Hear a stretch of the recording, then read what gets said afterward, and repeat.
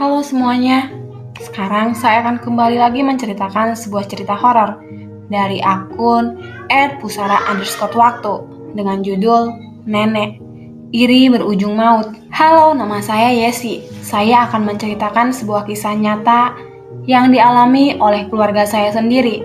Sebetulnya cerita ini panjang, cuma saya akan menceritakannya secara singkat. Keluarga nenek bisa dibilang sangat kekurangan pada saat itu. Dan karena faktor ekonomi itulah yang kemudian membuat ibuku pergi merantau ke Jakarta dengan harapan bisa mengubah nasib agar lebih baik. Setidaknya kami bisa hidup lebih layak. Dengan berat hati, nenekku pun akhirnya mengizinkan ibuku untuk pergi kerja, merantau di Jakarta dan meninggalkan aku. Aku sendiri pada saat itu dititipkan dan dibesarkan oleh nenekku di kampung. Selama bertahun-tahun, ibuku merantau di Jakarta, dan sesekali dia pun mengirimkan uang untuk nenekku, yang kemudian nenek kumpulkan uang itu sedikit demi sedikit. Dan dengan itu, nenek mulai bisa membeli barang-barang yang selama ini hanya bisa menjadi impiannya saja. Nenek pun kemudian membeli sepetak sawah. Dia membelinya sedikit demi sedikit, sampai kini sawahnya sudah berhektar-hektar luasnya. Itu semua berkat dari ibuku yang sangat bekerja keras di Jakarta untuk mencari uang. Kini kehidupan kami pun terlihat layak. Namun tak disangka setelah hidup berkecukupan, nenek malah menjadi sakit-sakitan. Sakitnya pun sangat aneh menurutku. Sakitnya hanya muncul ketika habis panen. Penyakit itu seperti orang yang terjangkit gatal-gatal dan dipenuhi dengan bentol yang berukuran besar. Orang Sunda biasanya menyebutnya dengan sebutan kaligata. Aku kerap sekali membantu nenek untuk menggaruk punggungnya dengan menggunakan sisir, bahkan memakai garpu. Karena kata nenek, kalau hanya memakai tangan sudah tidak terasa. Setiap kali penyakit itu datang, aku selalu meminta ibuku untuk pulang dan melihat kondisi nenek. Tapi anehnya, setiap ibuku pulang untuk menengok nenek, penyakit nenek itu tiba-tiba hilang begitu saja. Nenek pun terlihat seperti orang biasa kembali, terlihat begitu sehat. Hanya memang bekas-bekas dari garukan benda-benda tajam masih terlihat dengan jelas. Dan kejadian seperti itu pun berlangsung selama beberapa tahun.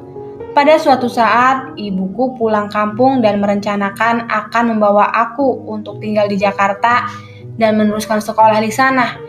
Aku yang pada waktu itu masih bersekolah SD hanya manut saja, dan dengan berat hati harus meninggalkan nenek di kampung. Singkat cerita, penyakit gatal-gatal nenek sudah tidak pernah datang lagi, namun digantikan dengan sakit kepala yang sakitnya luar biasa katanya.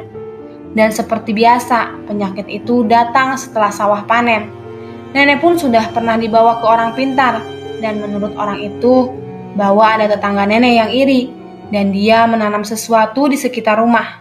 Akhirnya kami sekeluarga pun mencoba menggali pinggiran rumah, teras, serta belakang rumah nenek untuk mencari sesuatu yang ditanam tetangga nenek itu. Namun hasilnya nihil. Kami tidak menemukan apapun. Kami pun kembali mendatangi orang pintar tersebut, dan dia bilang bahwa barang yang ditanam ini sudah lama, jadi mungkin sudah sangat dalam dan berakar. Nenek pun masih terus merasakan sakitnya yang selalu datang dan menghilang secara tiba-tiba. Nenekku pun sudah tidak bisa apa-apa. Dia selalu berserah kepada Yang Maha Kuasa. Beberapa tahun pun berlalu. Saat itu aku ingat, aku masih berseragam SMA.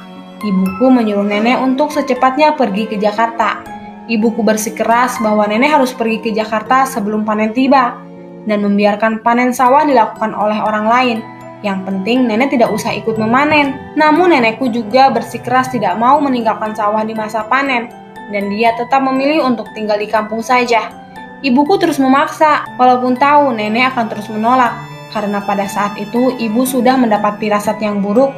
Ibuku bermimpi saat dia pulang kampung dan melihat warga kampung membawa keranda menuju area kuburan. Ibuku pun bertanya kepada warga yang sedang ikut mengiringi keranda itu. "Siapa itu yang ada di dalam keranda?" tanya ibuku dalam mimpinya. "Ini tetua di kampung," jawab salah satu warga. Jawaban itu membuat ibuku berpikir, siapa tetua di kampung? Apakah Wah Haji atau siapa? Ibuku tidak berpikir bahwa yang ada di dalam keranda itu adalah nenekku. Karena setahu ibuku, nenek bukan orang yang paling tua di kampung itu. Tapi tetap saja, ibuku menganggap ini sebuah pertanda. Aku ingat hari itu adalah hari Senin. saudara di kampung tiba-tiba menelpon bahwa nenekku sakit parah dan sudah dibawa ke rumah sakit terdekat dan kini sedang dirawat di sana. Setelah beberapa hari dirawat secara intensif, tetapi tidak ada kemajuan yang terlihat, malah sakitnya semakin bertambah parah. Akhirnya ibuku pun menyusul ke sana untuk membawa nenekku berobat di rumah sakit besar yang ada di kota. Ibuku pun pulang dan membawa nenekku ke RS yang lebih besar, dengan harapan nenek bisa disembuhkan. Saya ingat, hari itu adalah hari Rabu. Sudah ada 3 rumah sakit besar yang menolak untuk menerima nenek, dengan alasan tidak ada alat yang memadai ataupun kamar penuh. Ibu tidak menyerah dan akhirnya nenek pun mendapatkan perawatan di rumah sakit kota yang agak jauh dari kota tersebut. Setelah menyelesaikan administrasi, ibuku kemudian pamit pulang ke Jakarta. Karena posisi waktu itu ibu juga membawa serta adik-adikku yang masih sekolah. Dan akhirnya terpaksa dia pulang pada hari Rabu malam jam 9. Dan berencana di hari esoknya akan kembali ke rumah sakit untuk menemani nenek. Tiba-tiba telepon berdering. Aku lihat saat itu jam menunjukkan pukul 3 pagi dan ibuku masih belum sampai rumah juga. Langsung aku mengangkat telepon yang berdering sedari tadi itu. Halo, sapaku. Terdengar suara wanita sedang menangis. Halo, halo, siapa ini? Sambungku dengan nada sedikit meninggi. Halo, Neng, ibu sudah sampai rumah? Tanya seorang wanita yang ternyata itu adalah bibiku. Belum, kayaknya masih di jalan. Emang ada apa, Bi? Kok nangis gitu? Tanyaku penasaran. Bibi tidak menjawab pertanyaanku, malah dia menangis semakin kencang. Dan aku merasa jengkel pada saat itu. Kenapa bertele-tele sekali, membuat orang penasaran saja, pikirku dalam hati. Neng, nenek meninggal, Neng. Jauh bibiku disertai tangis yang kencang. Aku sontak kaget tidak percaya mendengarnya. Aku pun langsung menangis sejadi-jadinya. Singkat cerita, aku sekeluarga pun pulang kampung untuk menyiapkan pemakaman dan tahlilan untuk almarhumah nenek. Sudah beberapa hari kami berada di kampung, karena tahlilan itu diadakan selama 7 hari berturut-turut, dan kejanggalan demi kejanggalan pun datang saat tahlilan tiba dan ibuku semakin curiga dengan kematian nenek yang begitu janggal. Saat itu ibuku begitu terpukul kehilangan nenekku, padahal ibu sudah menyiapkan sejumlah uang untuk nenekku pergi haji. Namun sayangnya ajal lebih dulu menjemputnya. Malam kedua tahlilan, ibuku sengaja memanggil orang pintar untuk berjaga karena dari malam pertama kemarin suasananya dirasa sangat mencekam. Saat itu aku melihat orang pintar itu sedang duduk bersila di suatu kamar khusus yang sudah disediakan oleh ibuku. Aku melihat orang pintar itu bertingkah sedikit aneh. Tangannya tidak berhenti bergerak, seperti menahan sesuatu. Aku pun langsung berlari dan memanggil ibu. Kemudian menceritakan apa yang aku lihat tadi. Tidak lama kemudian terdengar suara wanita yang berteriak, terbang melewati pinggiran rumah. Sebagian dari bapak-bapak yang melihatnya langsung mengejar sosok itu. Sosok wanita terbang berbaju merah tersebut, namun mereka tidak berhasil menangkap sosok tersebut. Keesokan harinya si orang pintar itu kemudian bercerita bahwa semalam dia bertengkar dengan sosok jin wanita. Jin wanita itu terlihat cantik parasnya sehingga membuat orang pintar itu tertarik dan tergoda untuk berhubungan intim. Namun si orang pintar itu menyadari bahwa yang sedang dihadapannya adalah jin jelmaan yang memang sedari tadi menggodanya untuk melakukan hubungan intim. Agar orang pintar itu bisa dikalahkan, orang pintar itu pun tiba-tiba tersadar dan sosok wanita cantik itu kemudian berubah menjadi sosok kuntilanak merah yang mengerikan. Sontak si orang pintar itu langsung mengeluarkan jurus untuk mengalahkan jin tersebut, dan itulah yang menjadi alasan terdengarnya teriakan kemarin malam.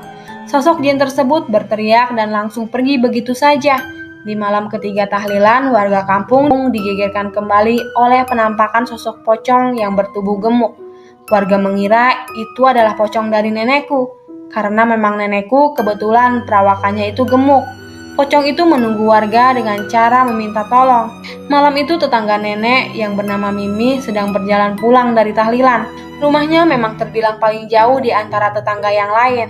Saat dia berjalan melewati pohon pisang, Mimi melihat sesuatu seperti batang pohon pisang yang sangat besar dalam keadaan terbungkus oleh kain kapan. Mimi pun kaget. Astagfirullah, ya Allah, ucap Mimi. Mimi, tolong Mi, ucap lirih sosok pocong tersebut.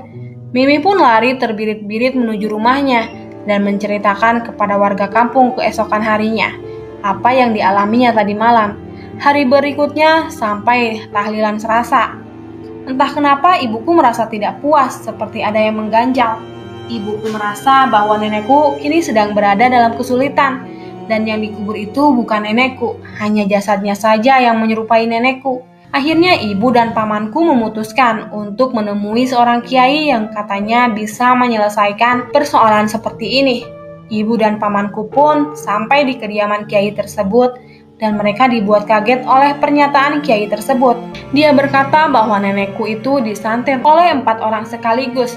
Dan benar saja, sukma nenekku masih berada di suatu tempat dan kami sekeluarga harus ikut mencari ke alam gaib, di mana sukma nenek disekap. Satu persatu keluarga pun diajak untuk masuk ke alam gaib untuk mencari di mana nenek. Karena ada sebuah petunjuk, nenek diikat di suatu tempat seperti dapur, yang di belakangnya terdapat air kobokan.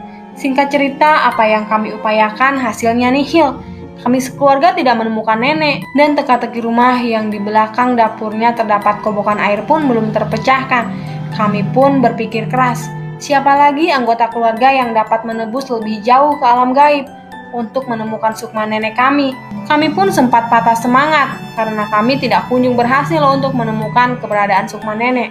Oh iya, ibuku ini kebetulan punya seorang bibi yang bekerja sebagai TKW dan sudah lama bekerja di sana. Keluarga kami sepakat untuk tidak menceritakan kematian nenek kepadanya. Sebut saja dia Mamah. Karena kami sekeluarga takut kalau Mamah tahu dia tidak bisa berkonsentrasi dengan pekerjaannya. Namun beberapa minggu setelah nenek meninggal, Mamah dikabarkan akan pulang ke Indonesia. Akhirnya kami pun menyambut kedatangan Mamah. Namun anehnya Mamah langsung ingin bertemu nenek dan selalu mencari nenek. Saat Mamah datang, kami tidak langsung memberitahu kalau nenek sudah meninggal. Mamah kemudian bercerita bahwa beberapa minggu belakangan ini dia selalu bermimpi bertemu dengan nenek dan nenek selalu meminta tolong kepadanya untuk segera pulang ke Indonesia dan Mamah pun kembali bekerja. Karena tidak mendapatkan jawaban atas apa yang sebenarnya terjadi dengan nenek, mimpi itu kembali datang dan terus berulang hingga membuat Mamah gelisah dan mulai mencurigai ada sesuatu yang tidak beres. Mamah berusaha mencari tahu, namun kami sekeluarga saat itu masih tetap sepakat untuk tidak memberitahukan apa yang sebenarnya menimpa nenek. Akhirnya Mama pun dengan terpaksa harus mengakhiri kontrak kerjanya karena dilanda penasaran dan memutuskan untuk pulang kembali ke tanah air. Lama-kelamaan kami pun akhirnya harus memberitahukan yang sebenarnya kepada Mama apa yang terjadi dengan nenek. Betapa terkejutnya Mama ketika tahu bahwa nenek sudah tidak ada. Mama beberapa kali jatuh pingsan saat itu. Kami yang melihatnya sangat prihatin. Mama memang salah satu keluarga yang dekat sekali dengan nenek. Keesokan harinya, Mama pun dibawa ke tempat kiai yang dulu kami datangi untuk mencoba kembali memasuki dunia alam gaib. Dengan harapan Mama bisa menemukan di mana sukma nenek berada. Malam itu beberapa keluarga ikut menemani Mama. Setelah sampai di kediaman kiai, Mama kemudian disuruh untuk duduk bersila. Awalnya Mama takut, tapi demi kecintaannya kepada nenek, Mama pun akhirnya bersedia untuk masuk ke alam gaib untuk mencari sukma nenek. Setelah Mama masuk, semua terlihat normal. Mama masuk ke suatu tempat di daerah kampung dan memasuki rumah nenek di alam itu. Namun tidak ada siapa-siapa. Lalu Mama memutuskan untuk keluar lagi dari rumah nenek. Ketika di luar, Mama kemudian melihat sebuah rumah yang dimana rumah itu terlihat seperti rumah yang sudah sangat tua. Akhirnya Mama pun memberanikan diri untuk memasuki rumah tua tersebut. Betapa terkejutnya Mama ketika sampai di depan pintu rumah tua tersebut disambut oleh seorang algojo yang bentuknya sangat besar dan menyeramkan. Mama pun sangat ketakutan pada saat itu dan bingung harus bagaimana. Namun tiba-tiba terdengar sebuah suara seorang kakek-kakek tua. Suara itu memerintahkan agar Mama menghadapi algojo itu dengan tangan kosong. Suara itu berpesan bahwa Mama akan dibantu oleh kakek tersebut. Perkelahian pun dimulai. Entah bagaimana, Mama pun tidak percaya karena dia bisa dengan mudah mengalahkan makhluk besar tersebut. Mama pun langsung masuk ke dalam rumah tua itu. Ece di mana? Teriak Mama memanggil nenek disertai isak tangis. Mama pun berjalan ke arah dapur. Di sana dia melihat nenek yang sedang dalam keadaan terikat kepada sebuah batang pohon pisang yang dijaga oleh sosok makhluk tinggi besar berbulu dan bertaring, serta matanya merah menyala. Di samping nenek seolah sedang menjaganya. Mama saat itu sempat putus asa karena merasa bahwa tenaganya sudah habis dan terasa sangat lelah. Setelah perkelahian melawan Algojo, penjaga pintu tadi, Mama pun berdoa sebisa mungkin kepada Allah Subhanahu wa Ta'ala agar melindungi dirinya, serta agar diberi kekuatan untuk menghadapi makhluk tersebut. Tidak lama kemudian, Mama melihat ada sebuah sosok yang datang, dan ternyata itu adalah seorang kakek-kakek berjubah putih. Semuanya serba putih, bahkan jenggotnya pun berwarna putih, dan membawa sebuah tongkat. Kakek itu berada tepat di belakang Mama. Ayo nak, kakek hanya bisa bantu dari belakang. Karena yang bisa melawan makhluk itu dan membebaskan saudaramu adalah dirimu. Kakek hanya bisa memberimu kekuatan tenaga dalam saja, bisik kakek itu kepada Mama. Mama menganggukkan kepala, tanda paham maksud si kakek. Tiba-tiba Mama merasa menjadi lebih berani dan seperti memiliki kekuatan untuk menghadapi makhluk yang sedang menyandra sukma nenek. Tanpa pikir panjang, Mama pun langsung bertarung dengan makhluk tersebut, sembari sedikit berkomunikasi dengannya. Mama penasaran, sebenarnya siapa yang menyuruh makhluk itu untuk menyekap nenek di rumah ini? Kamu semua juga mengenalnya. Teriak makhluk besar itu. Kamu semua juga mengenalnya. Disertai tawa yang menggelegar. Raga Mama yang pada saat itu sedang duduk bersila, terlihat sudah basah kuyup oleh keringat. Saudara-saudara yang lain hanya bisa melihatnya disertai dengan doa. Semoga Mama bisa selamat dari alam gaib dan juga bisa melepaskan sukma nenek yang saat itu sedang ditawan. Sekitar 1 jam berlalu, akhirnya makhluk besar itu pun bisa dikalahkan oleh Mama. Namun makhluk tersebut tetap tidak memberitahukan secara detail siapa sebenarnya yang menyuruhnya. Makhluk tersebut selalu berkata hal yang sama, bahwa kami sekeluarga mengenal orang tersebut. Setelah berhasil mengalahkan makhluk tersebut, Mama langsung memeluk nenek dan melepas ikatannya. Nenek pun menangis, begitu juga dengan Mama. Kami melihat raga Mama pun mengeluarkan air mata pada saat itu. Namun saudara-saudara yang lain pada saat itu melihat raga Mama menangis, kemudian menjadi panik, takut jika terjadi sesuatu kepada Mama, karena tidak ada yang bisa menyusul ke sana. Tidak sembarangan orang bisa masuk ke alam gaib dan kuat berlama-lama di sana. Hanya orang-orang tertentu saja yang bisa, dan salah satunya adalah Mama. Singkat cerita, Mama pun mengantar nenek menuju kuburan, di mana nenek dikuburkan. Namun ketika dilihat oleh Mama, bukanlah sebuah kuburan, tetapi sebuah rumah yang cukup besar dan mengeluarkan cahaya. Mama dan nenek pun kemudian berpelukan untuk terakhir kalinya. Namun Mama tidak mau pulang pada saat itu, bahkan ingin ikut nenek untuk tinggal di rumah yang bercahaya itu. Tak lama kemudian, kakek berjubah putih pun datang kembali dan melarang Mama. Dia menyuruh Mama untuk kembali ke alamnya, karena masih banyak tugas yang belum diselesaikan. Akhirnya, Mama dan nenek pun saling berpisah. Mama melihat nenek masuk ke dalam rumah barunya, sambil menangis. Mama kembali ke dalam raganya dengan selamat, dengan begitu kelelahan. Mama langsung pingsan saat itu. Dan beberapa saat kemudian dia siuman kembali sambil menangis dengan kerasnya. Saudara-saudara yang melihatnya pun semua ikut menangis saat mendengar Mama bercerita apa yang dialaminya di alam gaib, bahwa nenek sudah pulang ke rumah barunya yang bercahaya.